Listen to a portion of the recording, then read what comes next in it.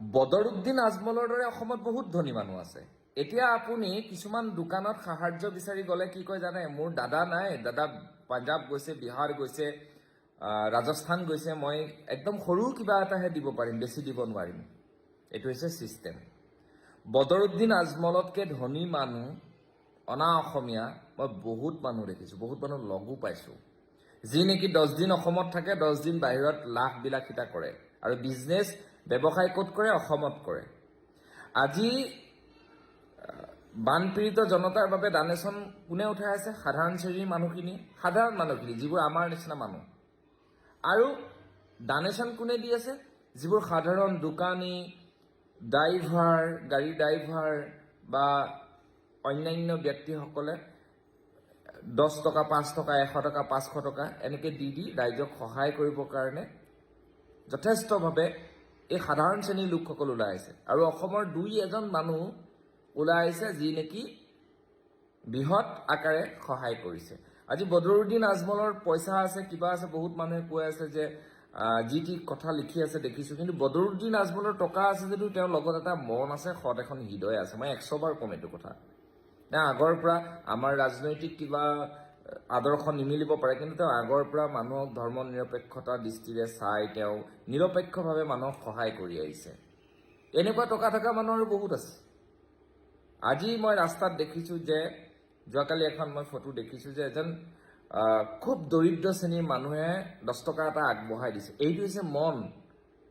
আৰু শিৱসাগৰ, নাজিৰা এই অঞ্চলবিলাকত আৰু বহুত টকা ঘটা মানুহ আছিল, কিন্তু সেইবিলাকে এতিয়ালৈকে পৰ্যাপ্ত পৰিমাণে 1 কোটি টকা এটা বা 50 লাখ টকা এটা বা 20 লাখ টকা এটা আগবঢ়াই নিদিলে। অসমৰ বহুত ধনী মানুহ আছে, দিব পাৰে। আমি যেনেকৈ আমাৰ নিজৰ উপাৰ্জনৰ কিবা সৰুকৈ দিছোঁ, যিটো আমাৰ সামৰ্থ্য, তেনেকৈ মানুহে দিব পাৰে, কিন্তু নিদিয়ে। মই ক'লোঁ নাই, এতিয়া আপুনি মানুহ বিচাৰি নাপায়। দাদা নাই, খুৰা নাই, আমুকত গ'ল, তামুকত গ'ল, কিছুমানেতো 1 টকা দিয়ে। মই এনেকুৱা দেখিছোঁ। ফেঞ্চিত এখন দোকান আছে, এই মিঠাতেলৰ দোকান এখন আছে, কিবা ধাৰা মিঠাতেল নে কি, তাৰে এটা বুঢ়া বহি থাকে, মাৰোৱাৰী মানুহ এজন। ইমান বেয়া ব্যৱহাৰ তেওঁ, 1 টকা দিয়ে তেওঁ ডনেশ্যন বিচাৰি গ'লে। আপুনি এনেকুৱা, মই আজি এই জুবিন দা, এতিয়া মোৰ মনত পৰিছে, জুবিন দা জীয়াই থাকোঁতে আমি যেতিয়া ডনেশ্যন তুলিছিলোঁ তেতিয়া গৈছিলোঁ, মাত্ৰ 1 টকা এটা তেওঁ এনেকৈ তাকো দলিয়াই দিছে। এনেকুৱা অসভ্য মানুহ আছে, কিন্তু অসমতে ব্যৱসায় কৰি আছে, অসমৰ পৰাই লুটি আছে। এতিয়া চবৰে বিপদটো হৈছে যে বদৰুদ্দিন আজমলে আমুক কৰিছে, তামুক কৰিছে, কিন্তু বদৰুদ্দিন আজমলৰ দৰে এটা মনটোতো লাগিব।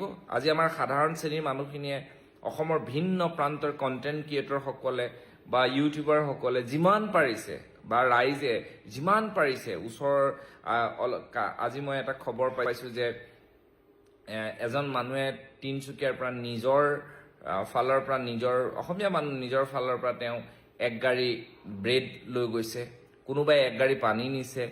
আমি আমাৰ সংগঠনৰ ফালৰ পৰা যি পাৰিছোঁ, নিজৰ ফালৰ পৰা যি পাৰিছোঁ কৰিছোঁ। লগৰ ভাই বন্ধুবিলাকক ফোন কৰি কৈছোঁ, দিছেও সকলোৱে 500-1000 দিছেও।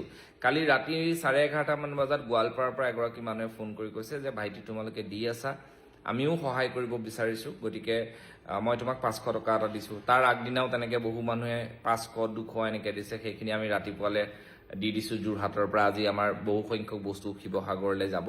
গতিকে সকলোৱে এই বিপদৰ সময়ত থিয় দিব লাগে। আৰু শিৱসাগৰ, নাজিৰা এই জেগাসমূহ বহু দিনৰ কাৰণে পিছ পৰি গ'ল, আৰু তাৰ যিটো পৰিস্থিতি, বুকুখন বিষাই যায় দেখিলে।